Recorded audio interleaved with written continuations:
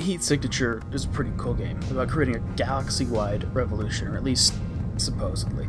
Really, that's just what you're going to hear about when you start and end the game.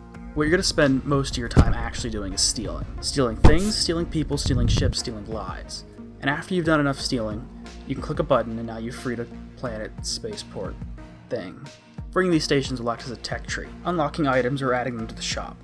A handful of stations will also unlock new mission types, not types that actually change what you're doing on the ship like escort missions or anything, just modifiers, like don't be seen or don't kill anyone, which isn't actually that hard, seeing as the only mechanical difference between killing someone and knocking them out is that one of the guns is blue. Speaking of the different types of guns, I have yet to find one that's particularly interesting. The same goes for the melee weapons, but not for the tools. The tools often provide indirect ways of dealing with and preparing for the enemies. The best parts of the game are when you're forced to improvise with a handful of subverters, glitch traps, and whatever else you have on hand. So it's too bad you really only need one of them, as you can beat the whole game with nothing but a recharging crash beam and a sword that claims it's armor piercing. Although there is a set of optional missions that use this to their advantage.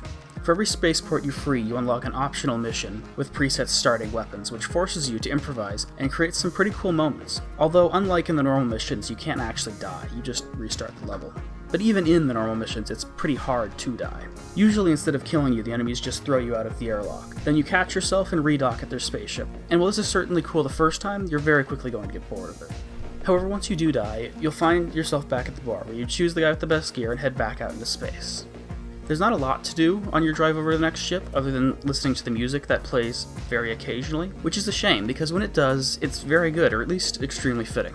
I suppose you could also stare out at the nebula, but the graphics aren't anything special. They're not bad, you're never going to see anything too ugly, but you're never going to see anything pretty either. When you do eventually dock at the ship, you're going to run into the combat, which is treated as a combination of puzzles, stealth, and action gameplay. Only it's the same puzzle every mission, a stealth game slow enough to need a fast forward button, and an action game where if your weapon doesn't have the right modifiers, some enemies might as well be invincible.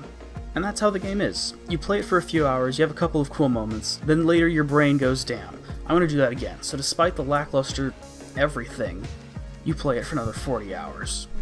You go back and you keep doing missions and you keep earning money, and once you have enough money you can do your character's personal mission, which isn't any different from the normal missions, but when it's over you get to retire your character. Doing this lets you name a weapon that will show up in your friends' games, which, like all those little moments, is pretty cool.